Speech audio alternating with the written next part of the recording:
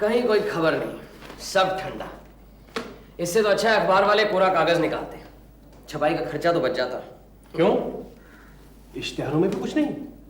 तुम्हारे हिसाब से तो दुनिया भर की बेहतरीन खबरें इश्तिहारों में ठूसी रहती है। इश्तिहार भी सब ठंडे। एक आदमी विधवा से शादी करना चाहता है, अब कुंवारी को छोड़कर विधवा से शादी करने की क्यों ठानी, ये बात मेरी समझ में नहीं आई। जरूर कोई बुरी नियत होगी। क्यों बुरी नियत है? ये काम तो कोई निस्वार्थ समाज सेवक ही कर सकता है। और कोई खबर? एक बीमा कंपनी ने बड़े बड़े हरफों में इश्तिहार दिया है कि वो पति पत्नी का एक ही बीमा करेगा, और इस जोड़े में कोई भी किसी को कैसे भी इस दुनिया से टिकट कटवा दे तो दूसरे को बीमे की सारी रकम मिलेगी। ये भी कोई बात हुई? इन बीमा कंपनियों ने तो जीना मुश्किल कर दिया। क्यों? इसमें भी कोई बुरी नियत छुपी हुई है? बीमा कंपनी का कोई अपना स्वार्थ नहीं, लेकिन दूसरों के मन में कुकर्म करने की इच्छा जगाना ये कोई पुण्य काम नहीं। औरतों के मन में ऐसे पाप करने की इच्छा कभी नहीं आ सकती। ये तो सिर्फ मर्दों का ही काम है। अच्छा, रुको रुको, सुनो कोई ऊपर आ रहा है, लेकिन इतनी तेजी से क्यों? पुटीराम, जरा दरवाजा खोलना।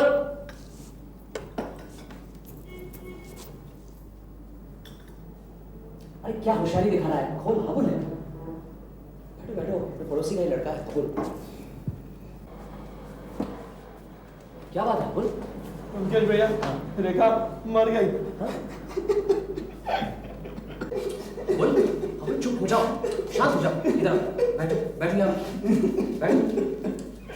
हबुल, चलो ऐसे रोते नहीं, बताओ मुझे, बताओ क्या बात है, बताओ। पिताजी 2 दिन में दिल्ली चले गए। घर में मैं, मेरी छोटी बहन रेखा और हमारी सौतेली माँ रहते हैं। मैं आज जब सुबह अपने ऊपर वाले कमरे में पढ़ रहा था, एकाएक नीचे से माँ की चीख पुकार सुनाई दी। मैं दौड़कर नीचे आया। रसोई के दरवाजे पर माँ खड़ी चीख रही थी। मेरी समझ में कुछ नहीं आया। मैं दौड़कर रसोई में गया। वहाँ चूल्हे के पास रेखा बैठी थी, सिर नीचे झुकाए। मैं रेखा को पास जाकर पुकारा, उसे हिलाया, लेकिन हबुल, हबुल, हबुल। मैं क्या करूं ओमकेश भैया, पिताजी घर में है नहीं, इसलिए आपके पास आया हूं। हबुल चुप हो जाओ। तुम मत होना, मत होना, तुम्हें धीरे से काम लेना चाहिए। रेखा को क्या हुआ था अबुल? बीमार थी? कुछ नहीं। क्या उम्र थी उसकी? यही कुछ 16-17 साल, मुझसे 3 साल छोटी। हाल ही में कोई बीमारी हुई थी? Typhoid, berry? जी नहीं। तुम जाकर देखो ना। चलो तुम्हारे घर चलते हैं, बिना देखे कुछ समझ में नहीं आएगा। फिर तुम्हारे पिताजी को एक तार भी भेजना है, एक डॉक्टर भी चाहिए। तुम्हारे घर के पास डॉक्टर रुद्र रहते हैं ना? हाँ जी हाँ। आओ अजीत।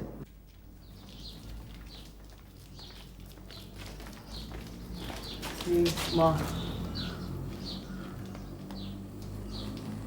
तुम यहाँ काम करते हो? जी। सामने वाले मकान में डॉक्टर रुद्र रहते हैं, उन्हें जाकर जरा बुला लो। जी बाबा। रसोई घर कहाँ है? इस तरफ। चलो।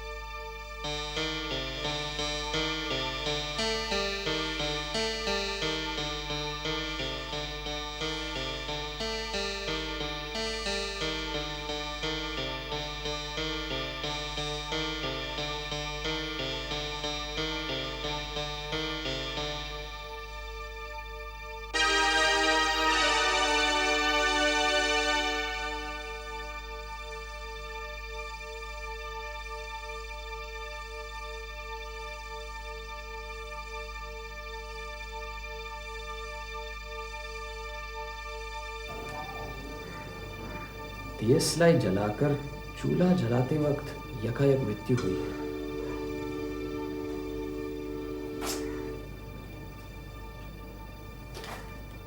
मौत के समय रसोई घर में और कोई नहीं था।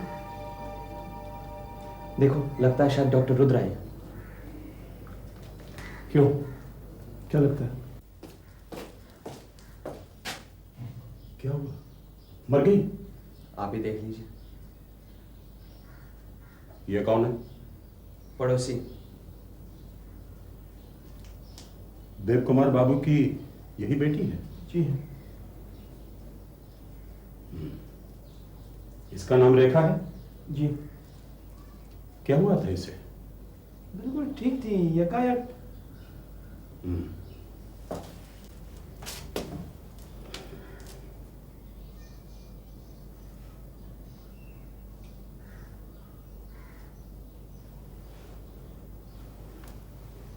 मौत करीब 2 घंटे पहले हुई है, क्योंकि रिगर मॉर्टिस शुरू हो गया है। मौत की वजह क्या है, आप बता सकते हैं? बिना ऑटोप्सी के कुछ भी कहना बहुत मुश्किल है। मेरा ख्याल है अब मेरा यहां कोई काम नहीं, मैं चलता हूं। मेरी फीस 32 रुपए मेरे घर भिजवा दीजिएगा। और हां, पुलिस को इन्फॉर्म करना मत भूलिएगा, क्योंकि मौत संदेहजनक है। अबुल, अपने नौकर को बुलाना सर। हरी! कागज सर।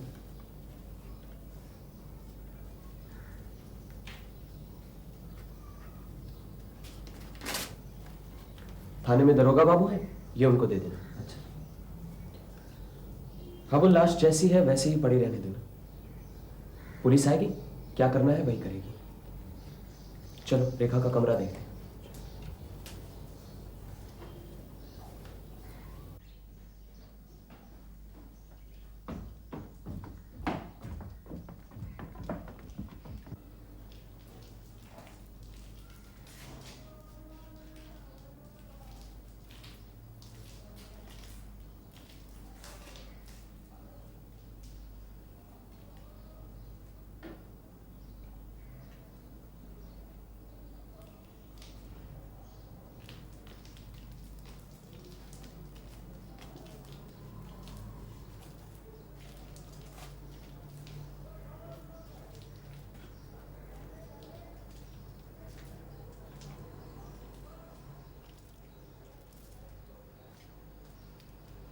ये सामने वाला मकान डॉक्टर रुद्र का? जी।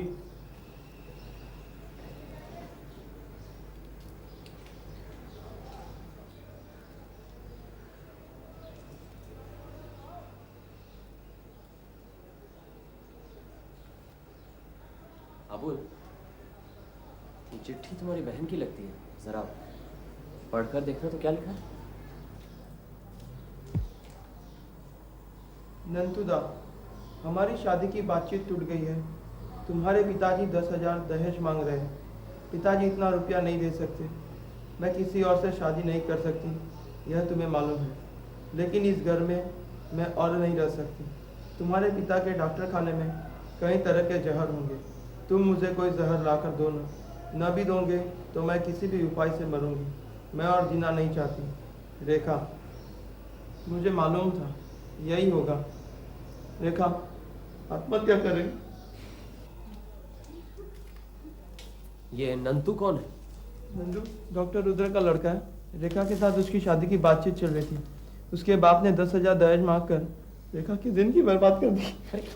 इधर यहाँ बैठो, बैठो इधर, बैठो बैठो। जो होना था सो हो गया। मेरी बहन के अलावा मेरा कोई नहीं है। माँ नहीं है, पिताजी को अपने काम से फुर्सत नहीं है। परेशान मत हो, अभी पुलिस आ जाएगी, उससे पहले तुम्हारे माँ से बातचीत करनी है। आ जाओ, चलो उठ।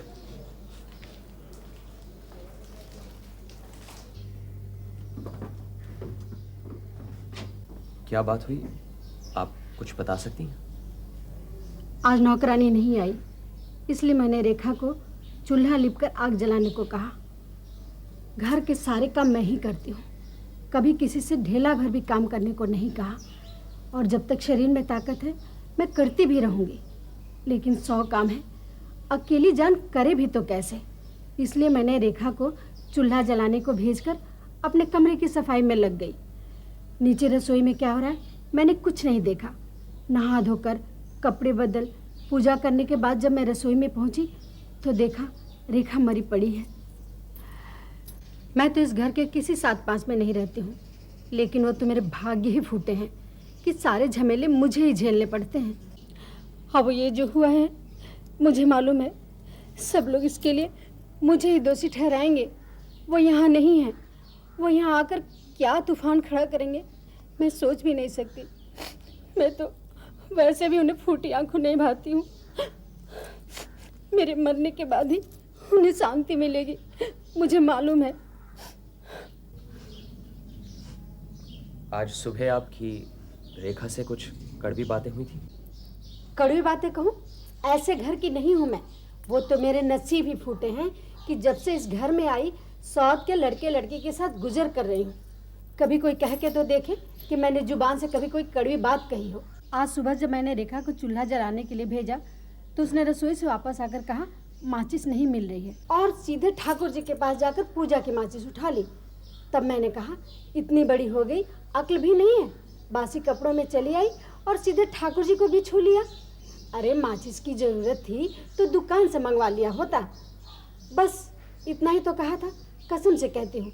और अगर ये भी कसूर है तो गलती मानती हूँ। कसूर की कोई बात नहीं है, लेकिन रेखा आपके कमरे में माचिस लेने क्यों गई? क्या माचिस हमेशा आपके कमरे में रहती है? नहीं, रसोई में भी रहती है, लेकिन एक माचिस मैं अपने ठाकुर जी के पास हमेशा ही रखती हूँ। रात को अंधेरे में मुझे नींद नहीं आती है, इसलिए मैं लैंप जला के सोती हूँ। ये बात सभी लोग जानते हैं, रेखा भी। वो देखिए लैंप।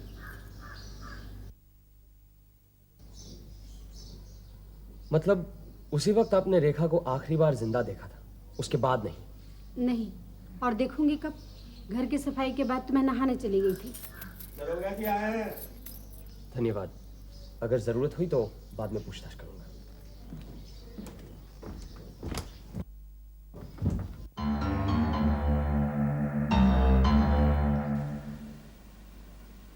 देखो देखो, अखिल भारतीय साइंस कांग्रेस में हमारे हाबुल और रेखा के पिताजी प्रोफेसर देव कुमार सरकार ने एक लंबी स्पीच दी। क्या कहते वो? कहा है भारतीय वैज्ञानिकों की विज्ञान से रुचि नहीं है, ये धारणा बिल्कुल गलत है। इसका ज्वलंत उदाहरण है हमारा प्राचीन भारत। विज्ञान का बीज मंत्र भारत में ही हुआ है, लेकिन वर्तमान में हमारी दशा सोचनीय है। फिर भी सारी असुविधाओं के बावजूद हम अपनी छोटी लेबोरेटरीज में जो कुछ चमत्कार कर रहे हैं उसे प्रोत्साहन, आर्थिक सहायता और सहानुभूति चाहिए। फिर हम भी दिखा सकते हैं कि भारतीय वैज्ञानिक विश्व के अन्य वैज्ञानिकों से कहीं भी कम नहीं है। आर्थिक सहायता क्यों, क्या हुआ? ये हाबुल दिखने में तो बुद्धिमान लगता है, लेकिन इसके पिता वैज्ञानिक होकर भिखारियों की तरह ये रोने धोने का भाषण क्यों दे रहे हैं? क्यों, इस भाषण से क्या वो बुद्धिमान नहीं लगते? ऐसी बात नहीं है, लेकिन फिर से शादी करना कोई बुद्धिमानी का परिचय तो नहीं। कब मिले थे तुमसे? एक दो बार देखा है उन्हें, तार पहुंच गया होगा। आज आ जाना चाहिए उन्हें। तुम्हें क्या लगता है रेखा ने आत्महत्या की है? तुम्हें क्या लगता है? आत्महत्या ही होगी, चिट्ठी में तो साफ लिखा है। हाँ, लेकिन आत्महत्या हुई कैसे? जहर खाकर, ये भी तो चिट्ठी में लिखा है। अरे इस चिट्ठी में लिखा जरूर है, लेकिन चिट्ठी जहां पहुंचनी थी वहां पहुंची नहीं, लिखने वाले के तकिए के नीचे रह गई। फिर जहर कहां से मिला? चिट्ठी में तो ये भी लिखा था कि जहर न मिलने पर किसी और तरीके से। लेकिन चिट्ठी भेजने से पहले ही दूसरा तरीका अपना लिया। क्या ये मुमकिन है? फिर चूल्हा जलाते जलाते कोई आत्महत्या नहीं करता। रेखा की मौत हुई है अकस्मात, जैसे आसमान से बिजली गिरी हो। देखा नहीं तुमने? बैठी की बैठी रह गई, माचिस की तीली हाथ में ही जलकर राख हो गई। फिर कैसे हुई ऐसी मौत? यही तो समझ में नहीं आ रहा। पोटेशियम साइनाइड को छोड़कर इतनी घातक शक्ति किसी और जहर में नहीं है। हार्ट फेल भी तो हो सकता है। हाँ, यही संभावना जोर पकड़ती जा रही है, लेकिन मन नहीं मानता। इतनी कम उम्र में हार्ट फेल। चलो कल डॉक्टर की रिपोर्ट से पता चल जाएगा। अंदर आ जाइए, दरवाजा खुला है। नमस्ते, मेरा नाम मनमथनाथ रुद्र है। अच्छा, आप ही नंतु हैं? क्या आप मुझे पहचानते हैं? हाँ, बैठिए बैठिए। आप रेखा के बारे में जानना चाहते हैं ना? जी, उसकी मृत्यु कैसे हुई? अभी कुछ कह नहीं सकते। क्या आप समझते हैं रेखा ने आत्महत्या की है? मुझे तो मुमकिन नहीं लगता। तो फिर क्या किसी ने उसे? फिलहाल यकीनन कुछ कहा नहीं जा सकता। आपने शायद सुना होगा, रेखा के साथ मेरी। हाँ, मैंने सुना है। मैं उसे बचपन से प्यार करता हूँ। जब वो 7 साल की थी तब से मैं उसके घर जाया करता था। लेकिन जब शादी की बात हुई तब पिताजी अड़ गए। ऐसी शर्त रखी कि शादी टूट गई। मैंने भी फैसला कर लिया, पिताजी की मर्जी के खिलाफ ही शादी करूंगा। इस बात पर हमारा झगड़ा भी हुआ। उन्होंने कहा मुझे घर से निकाल देंगे, लेकिन मैं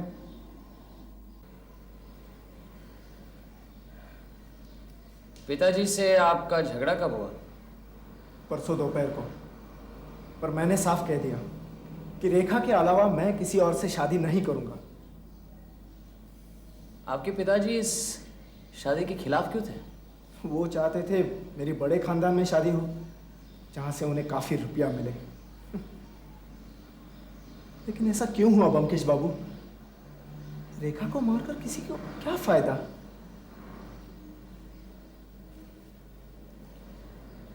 आपके पिताजी को फायदा हो सकता है।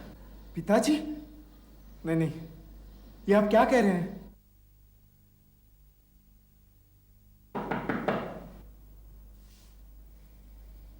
कौन है?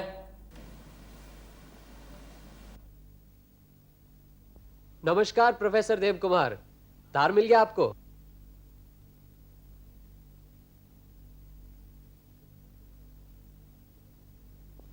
यह बदमाश यहां क्या कर रहा था? मुझसे मिलने आया था। लड़की की जान लेकर भी इसका पेट नहीं भरा? यह और इसका बाप दोनों नरपिशाच हैं। रुपए के लिए घटिया से घटिया काम करने से भी नहीं चुकेंगे। आप बैठिए बैठिए बैठिए।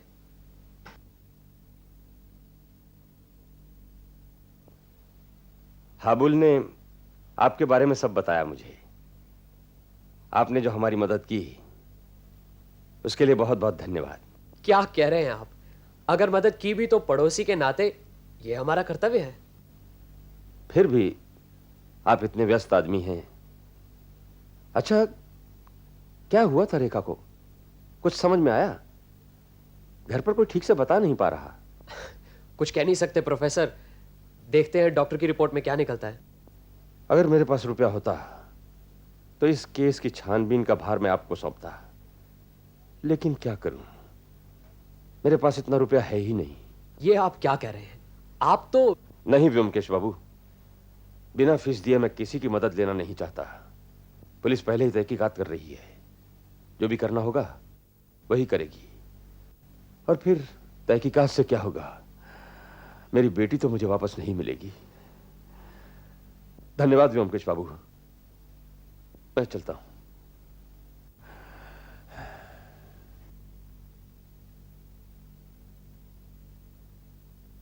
अच्छा,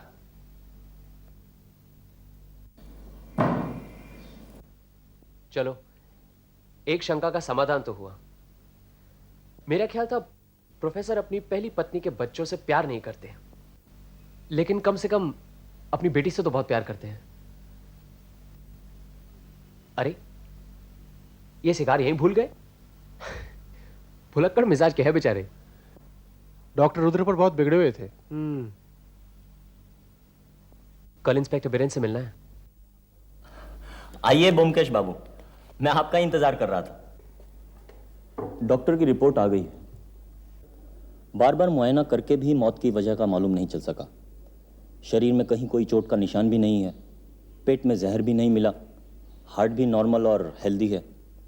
यकायक स्नायु मंडली के अपने काम बंद कर देने की वजह से यह मौत हुई है। अब यह केस कॉर्नर्स कोर्ट में जाएगा, वहां से अज्ञात वजह से मौत की राय दी जाएगी। और फिर हमारी मर्जी। हम ये तहकीकात जारी भी रख सकते हैं और इसे बंद भी कर सकते हैं। मेरे ख्याल से तहकीकात जारी रखनी चाहिए। क्यों? आपको किसी पर शक है क्या? अगर हमें इस मृत्यु की गुत्थी को सुलझाना है तो पहले हमें यह पता लगाना होगा कि यह मौत हुई कैसे। जब तक कि हमें इसका पता नहीं लगेगा, इस पर या उस पर शक करने से कोई फायदा नहीं है।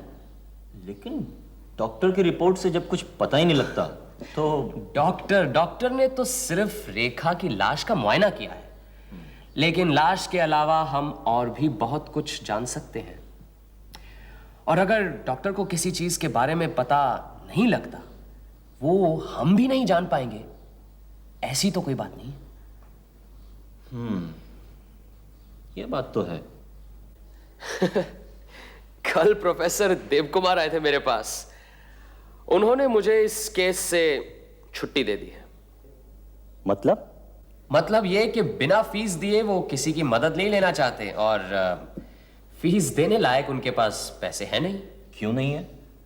उन्हें अच्छी खासी तनख्वाह मिलती है, कॉलेज में प्रोफेसर है, 800-900 रुपए तो मिलती ही होगी। शायद ज्यादा ही होगी। फिर आपकी मदद क्यों नहीं ले रहे? किसी को आड़ में रखने की कोशिश तो नहीं कर रहा है? हाँ, ये हो सकता है। किसको आड़ में रखेंगे? अपनी पत्नी को या अपने लड़के को? प्रोफेसर ने आपको छुट्टी दे दी होगी, लेकिन अगर जरूरत पड़ी तो मैं आप ही के पास आऊंगा। जी जरूर, मैं पूरी मदद करूंगा आपकी। और फिर मेरा तो इस केस से संबंध हाबुल की वजह से है। Very good. मैं आपके पास परसों सुबह आऊंगा। बिल्कुल। चाय वाय तो पिलाएंगे ना? जी जरूर, मैं आपका इंतजार करूंगा 9 बजे। अच्छा। ब्योमकेश बाबू कहाँ हैं? अंदर है, आप बैठिए, मैं बुला लाता हूं।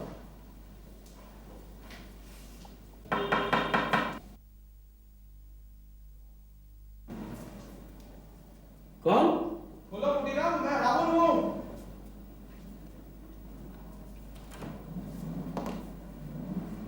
अरे नमस्ते दरोगा बाबू। नमस्ते भाई, कैसे हो? बस मैं ठीक हूँ।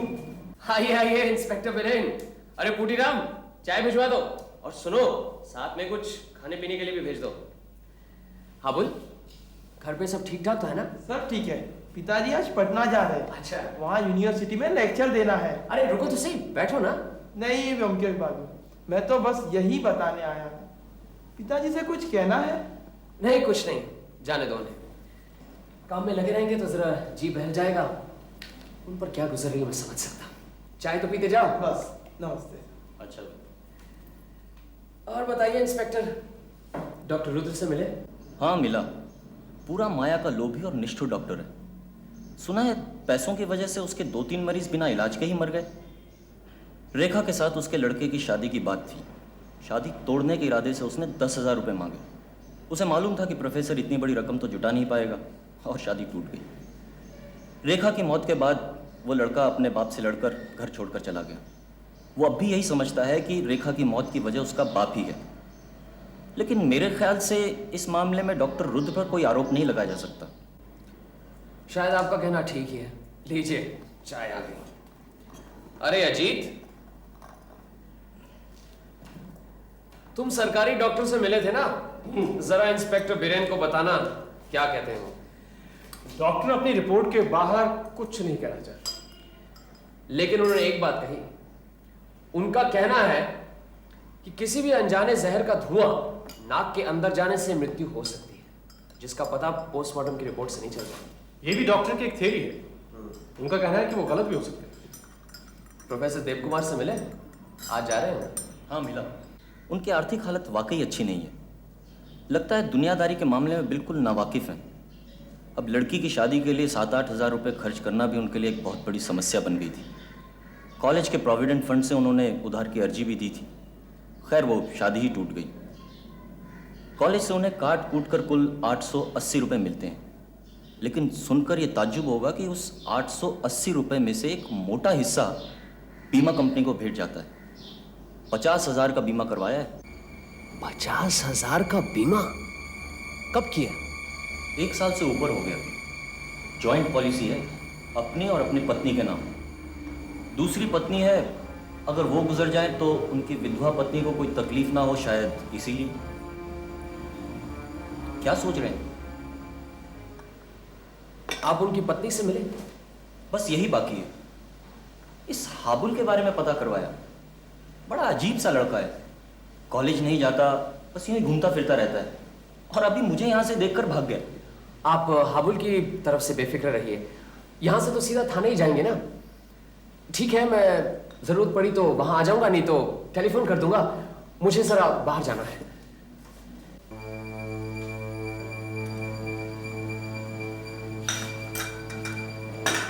मैं भी चलता हूं। ठीक है।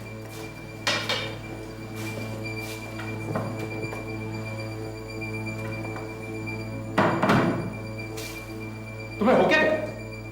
इंस्पेक्टर को न्योता हमने दिया था। चलो जल्दी, हाबुल के घर जाना है। प्रोफेसर देव कुमार को पटना जाने से रोकना है। क्यों?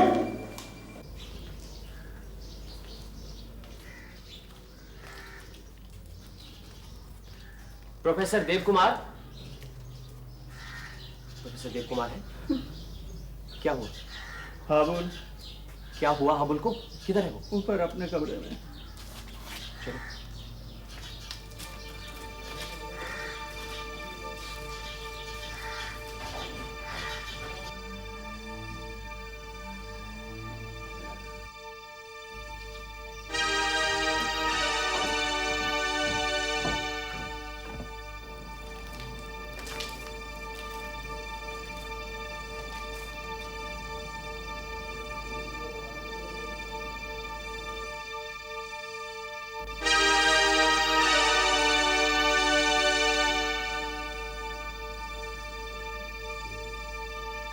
बिल्कुल इसी तरह रेखा की मौत हुई थी।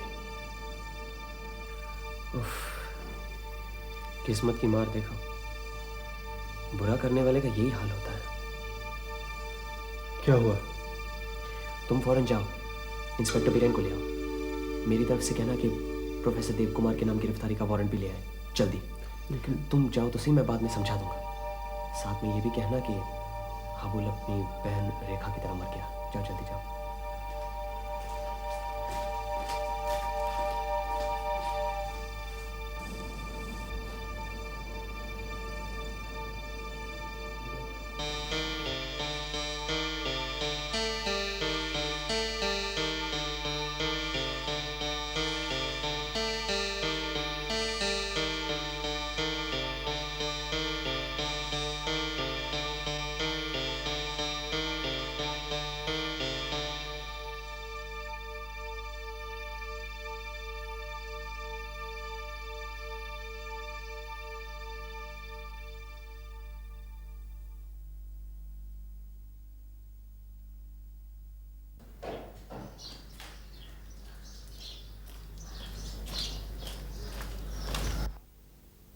हुआ क्या था? हाबुल छुप छुप के सिगरेट पिया करता था। कई बार खरीद कर मैंने हिला के दिया। आज माचिस नहीं थी उसके पास। उसने कहा माचिस ला दो, तो मैं माचिस लेने गया बाजार में। मुझे और भी कई काम थे। माचिस लाने में देर हो गई। जब मैं माचिस लेकर आया तब वो अपने कमरे में खत्म हो चुका था। फिर तुमने क्या किया? प्रोफेसर साहब आज ही पटना जाने वाले थे। उनको बताया, वो फौरन ऊपर गए और वहां उनको देखकर रोने लगे। वो माचिस कहाँ है जिससे हाबुल ने सिगरेट जलाई थी? वो तो साहब ने उसके हाथ से ले ली थी। अच्छा, उस वक्त माजी कहाँ थी? रसोई घर में। प्रोफेसर देव कुमार कहाँ है? अपने कमरे में।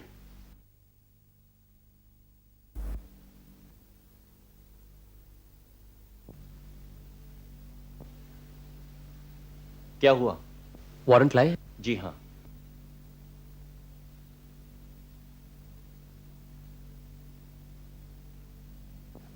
बुरा जो देखन मैं चला, मुझसे बुरा न कोई।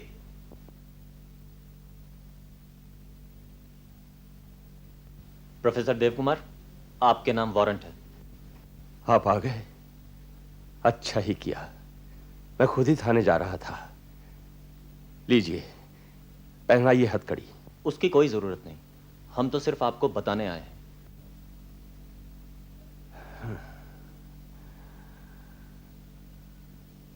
डेस्टिनी, तकदीर। नहीं तो हाबुल भी क्यों उसी माचिस की डिबिया से तीली निकाल ले गया? क्या सोचा था, क्या हो गया? सोचा था रेखा की धूमधाम से शादी करूंगा, हाबुल को विदेश पढ़ने भेजूंगा, अपने लिए अप टू डेट लेबोरेटरी बनाऊंगा।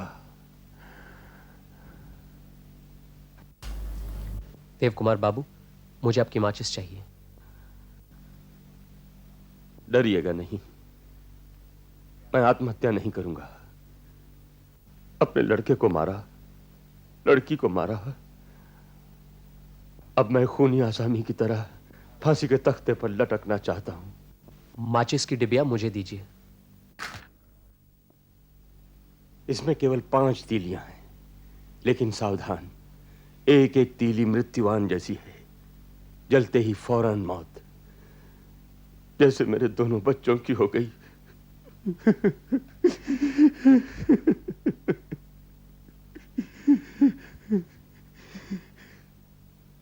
क्या इजाद की है मैंने, पलक झपकते ही मौत होगी, लेकिन कहीं कोई निशान नहीं रहेगा। आधुनिक युद्ध नीति में एक भयंकर तब्दीली होगी।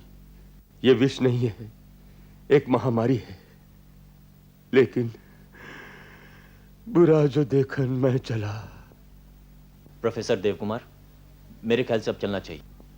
हाँ। आप अपनी पत्नी से नहीं मिलेंगे? पत्नी?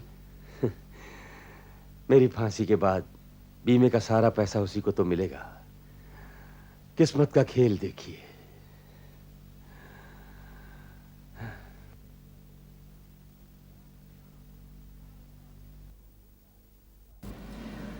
अंग्रेजी में एक फिक्रा है, vengeance coming home to roost.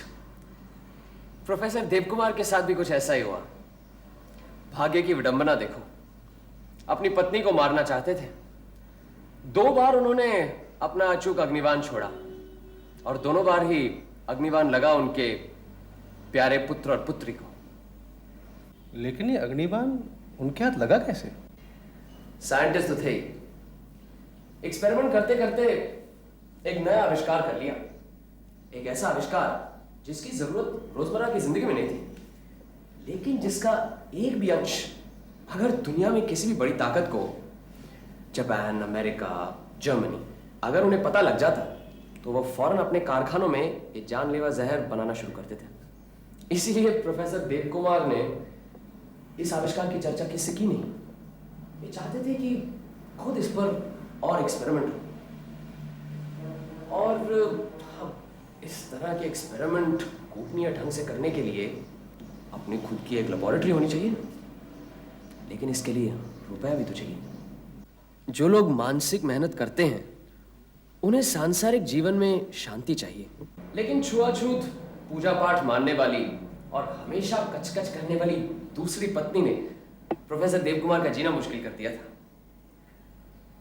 अमूमन कोई अपनी स्त्री की हत्या करने की बात नहीं सोचता, लेकिन अगर कोई ऐसा सोचता है तो हमें समझ लेना चाहिए कि बात बर्दाश्त से बाहर पहुंच गई है। अब इस घातक जहर का आविष्कार प्रोफेसर देव कुमार ने किया, और मेरा ख्याल है कि तभी उन्होंने ऐसा सोचा होगा कि अपनी स्त्री को रास्ते से हटा देना चाहिए। इन्हीं दिनों अखबारों में पति पत्नी का इकट्ठा बीमा करने की योजना के बारे में उन्होंने पढ़ा। एक के मर जाने से दूसरे को सारा रुपया मिल जाएगा, यही मौका था। इस तरह का बीमा करके अपनी पत्नी का खात्मा कर सके तो एक बार से 2 फायदे हो सके। प्रोफेसर देव कुमार ने पूरे 50,000 का बीमा कराया। कोई जल्दबाजी नहीं की जिससे कि बीमा कंपनी को शक हो। फिर 1 साल इंतजार किया। अपनी पत्नी पर जहर आजमाने के लिए एक नायाब तरीका निकाला। एक वैज्ञानिक मस्तिष्क इस तरह सोच सकता है। उन्हें मालूम था कि जहर में आग लगने से जो धुआं निकलता है उसका छोटे से छोटा अंश भी अगर नाक में जाए तो कोई बच नहीं सकता। इसलिए उन्होंने माचिस की तीली के मुंह पर जहर लगा दिया। अब कोई भी ये तीली जलाएगा वहीं खत्म हो जाएगा। तभी दिल्ली में विज्ञान कांग्रेस का अधिवेशन शुरू हुआ था। उन्होंने सोचा यही मौका है। उन्हें पता था कि उनकी पत्नी रोज सवेरे पूजा के लिए माचिस से दिया जलाती है, अब ये माचिस पूजा घर में ही रहती है और इस माचिस का और कोई इस्तेमाल तो होता नहीं। सो उन्होंने इस माचिस की डिबिया में एक जहरीली तीली डाल दी और वो दिल्ली चले गए। अब 4-5 दिनों में कभी ना कभी घातक तीली का इस्तेमाल तो करेगी ना उनकी पत्नी। तब प्रोफेसर देव कुमार दिल्ली में होंगे और उन पर कोई शक भी नहीं करेगा।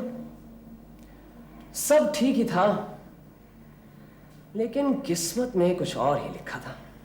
अपनी पत्नी की जगह उनकी अपनी बेटी चूल्हा जलाकर मारी गई।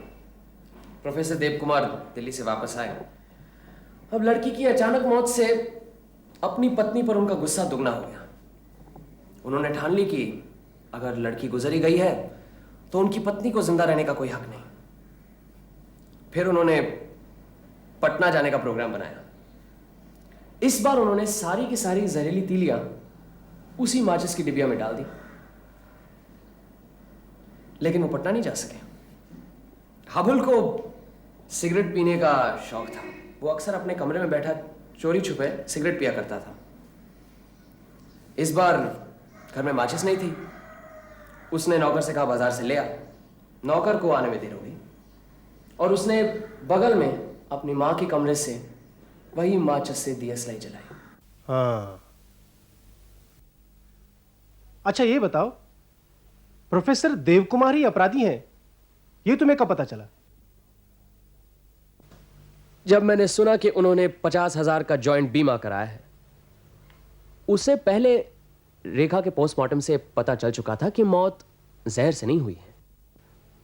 तब इस नतीजे पर पहुंचा कि मौत जैसी भी हुई हो, उसे आज के वैज्ञानिक नहीं जानते। अब हमारे सामने 2 वैज्ञानिक थे, एक डॉक्टर रुद्र और प्रोफेसर देव कुमार। हो सकता है इनमें से किसी को भी वो अज्ञात जरिया मालूम हो। ऐसी सूरत में ज्यादा शक डॉक्टर रुद्र पर ही पड़ता था।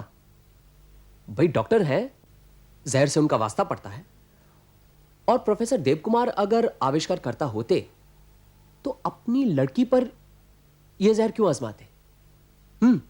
हालांकि डॉक्टर रुद्र घटिया किस्म के इंसान हैं, लेकिन पड़ोस की लड़की जो सिर्फ उनके लड़के से प्यार करती है, इसी बात पर खून क्यों करेंगे? यह बात कुछ हजम नहीं हो रही थी। हाँ, ये बात तो है। अजीत, तुम तो लेखक हो, तुम्हें प्रोफेसर देव कुमार के इस केस में एक दर्दनाक व्यंग नहीं नजर आ रहा? इंसान ने जब पहली बार दूसरे की हत्या करने के लिए हथियार बनाया, उसी दिन से उसने अपनी मौत की खाई खोद ली। आज दुनिया में जो चोरी छुपे हिंसक और प्राणघातक जहर बनाए जा रहे हैं, यही जहर किसी दिन सारी मानवता को ध्वंस कर देगा। ऐसा नहीं लगता?